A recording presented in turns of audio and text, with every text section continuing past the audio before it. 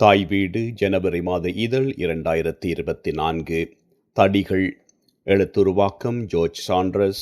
தமிழாக்கம் என்கே மகாலிங்கம். குரல் வடிவம் கு. பிரபு. எழுத்தாளர் பற்றிய சிறு குறிப்பு. இவர் 1958 அமெரிக்காவிலே உள்ள டெக்சாஸ் மாகாணத்தில் பிறந்தார். அமெரிக்க எழுத்தாளர். சிறுகதைகள், நாவல்கள், குறுநாவல்கள், கட்டுரைகள், குழந்தைகள் நூல்கள் போன்றவற்றை எழுதியுள்ளார். நியூயோர்க்கர்ஸ், ஹாப்பர்ஸ் போன்ற சஞ்சிகைகளில் எழுதியுள்ளார். சிராக்கூஸ் பல்கலைக்கழகத்தில் பேராசிரியராக உள்ளார். தேசிய சஞ்சிகை விருதை பலமுறை வென்றுள்ளார்.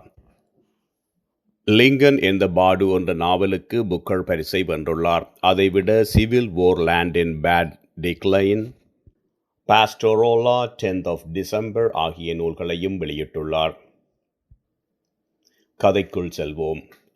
எங்கள் அப்பா சாண்டோ கிளாஸ் உடுப்பை இழுத்துக்கொண்டு தெருவிற்கு சென்றார். முற்றத்திலே உலோக கம்பம் ஒன்றிலே அவர் கட்டிய சிலுவை போன்ற ஒன்றின் மேல் அதை போர்த்திவிட்டார். ஒவ்வொரு ஆண்டும் நன்றி நவிழல் நாள் இரவில் நாங்கள் எங்கள் அப்பாவின் பின்னால் கூடி நிற்போம். சுப்பர் போல கிழமையன்று கம்பம் ஓர் ஜேசியால் உடுத்தப்படும்.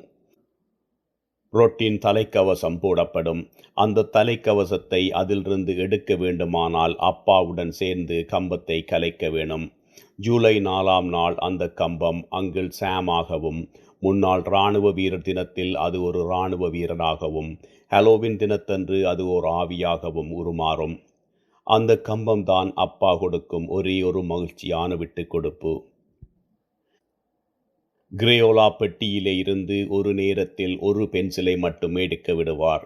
கிறிஸ்மஸ் தினத்திற்கு முன்னிரவு ஒரு துண்டு ஆப்பிளை வீணாக்கியதற்காக கிம்மியை பார்த்து சத்தம் போட்டார். கெச்சப் சாற்றை நாங்கள் எங்கள் உணவிலே ஊற்றும்போது அது போதும், அது போதும், அது போதும் என்று சொல்லிக் கொண்டிருப்பார். பிறந்த நாள் கொண்டாட்டங்களில் சிறிய பெட்டிக்குள் கேக் மட்டும்தான் எல்லோருக்கும் கிடைக்கும். ஐஸ்கிரீம் கிடையாது. நான் முதல் என் பெண் தோழியை அழைத்து கொண்டு போனபோது அவள் கேட்டாள், உன் அப்பாவுக்கு என்ன நடந்தது? அந்த கம்பம் எதற்கு? நான் ஒன்றும் பேசாமல் துருதுருவென விழித்து கொண்டு குந்தியிருந்தேன். பின் நாங்கள் வீட்டை விட்டு வெளியேறினோம். மனம் முடித்தோம். குழந்தைகள் பெற்றோம். எங்களிடமும் அற்பத்தனம் வளர்ந்தது. அப்பா அந்த கம்பத்தை மிகவும் சிக்கலாக, அதே நேரத்தில் வெளிப்படையான எந்த தர்க்கமும் இல்லாமல் உடைகளை உடுத்திவிட்டு கொண்டிருந்தார். நிலப்பன்றி தினத்தில் அதன் மேல் ஒரு வகையான விலங்கின் மென்மயிரை போர்த்தியிருந்தார். ஒளி வெள்ளத்தின் நிழல் அதில் படுமாறு அதை இழுத்து விட்டிருந்தார். சில்லி நாட்டிலே நிலநடுக்கம் தாக்கிய போது அக்கம்பத்தை படுக்க வைத்து நிலத்திலே உள்ள பிளவுக்கு தெளிப்பு பூச்சு வர்ணம் அடித்தார். அம்மா இறந்தபோது கம்பத்தை மரணத்தைப் போல உடுத்தார். குறுக்கு தண்டிலே அம்மா குழந்தையாக இருந்தபோது எடுத்த நிழற்படங்களை தொங்கவிட்டார். தன் இளமைக்கால இராணுவ பதக்கங்கள், நாடக அரங்கு அனுமதிச் சீட்டுக்கள், பழைய சுவற்றர்கள், அம்மாவின் ஒப்பனை பொருட்கள் போன்றவற்றை மந்திர காப்புகளைப் போல கம்பத்தின் அடியிலே ஒழுங்குபடுத்தி வைத்தார். அவற்றை நாங்கள் அங்கே சென்று பார்த்தபோது கண்டோம். ஓர் இலையுதிர் காலத்திலே கம்பத்துக்கு பிரகாசமான மஞ்சள் நிற வண்ணம் பூசினார்.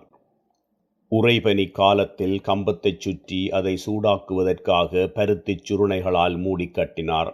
முற்றத்திலே 6 குறுக்கு தடிகளை நட்டார். அவை கம்பத்தின் சந்ததிகள். கம்பத்தையும் தடிகளையும் நூலால் இழுத்து கட்டினார். மன்னிப்பு கடிதங்களையும் தவறுகள் நடந்துள்ளது என்பதையும் புரிந்து கொள்ளுங்கள் என்ற மன்றாட்டங்களையும் முட்டி வைத்தார். எல்லா எழுத்துக்களும் கட்டுப்பாடுகளை மீறிய மனநிலையிலே அட்டவணை அட்டைகளிலே எழுதப்பட்டிருந்தன.